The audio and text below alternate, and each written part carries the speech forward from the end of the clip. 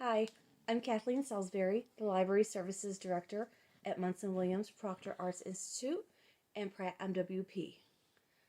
I'm going to briefly share with you an excerpt from one of my favorite things to inspire creativity, the book Big Magic, Creative Living Beyond Fear by Elizabeth Gilbert. If there's an interruption or two or a brief lull, it's because there's a few distractions by this little gal. Her name is Willow. Willow, say hi. Come here, look. Say hi. She likes to get in on the fun whenever possible. You'll see her ears from time to time. Let's get started with Pinned Beneath the Boulder. I think society did a great disservice to artists when we started saying that certain people were geniuses instead of saying they had geniuses. That happened around the Renaissance with the rise of a more rational and human-centered view of life. The gods and the mysteries fell away, and suddenly we put all the credit and blame for creativity on the artists themselves, making the all too fragile humans completely responsible for the vagaries of inspiration. In the process, we also venerated art and the artists beyond their appropriate stations. The distinction of being a genius and the rewards and statuses often associated with it elevated creatures into something like a priestly caste, perhaps even into minor deities, which I think is a bit too much pressure for mere mortals, no matter how talented. That's when artists started to really crack, driven mad and broken in half by the weight and weirdness of their gifts. When artists are burdened with a label of genius, I think they lose the ability to take themselves lightly or to create freely. Consider Harper Lee, for instance, who wrote nothing for decades after the phenomenal success of To Kill a Mockingbird.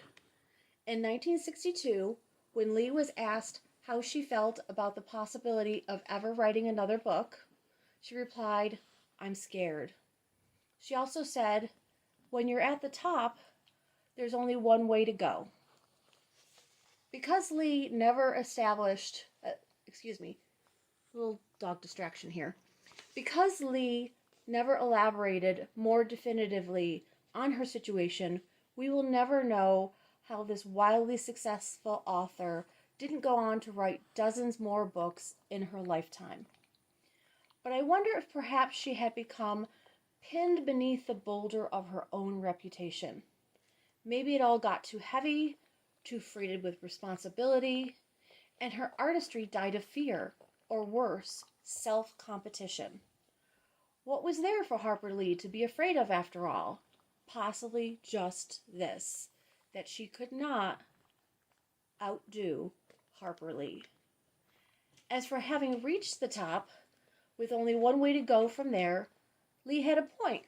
No? I mean, if you cannot repeat a once-in-a-lifetime miracle, if you can never again reach the top, then why bother creating at all? Well, I can actually speak about this predicament from personal experience, because I myself was once at the top, with a book that sat on the bestseller list for more than 3 years. I can't tell you how many people said to me during those years, "How are you ever going to top that?" They'd speak of my great good fortune as though it were a curse, not a blessing, and would speculate how terrified I must feel at the prospect of not being able to reach such phenomenal heights again. But such thinking assumes there is a top, and that reaching that top and staying there is the only motive one has to create.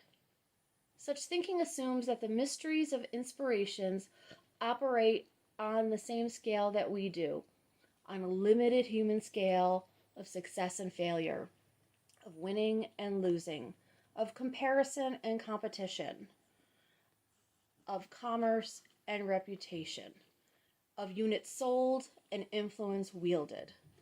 Such thinking assumes that you must be constantly victorious, not only against your peers, but also against an early version of your own poor self. Most dangerously of all, such thinking assumes that if you cannot win, then you must not continue to play. I hope you're able to continue to play during this period of time and to honor the genius within you. Thank you for your time. I hope you're able to stay safe and well.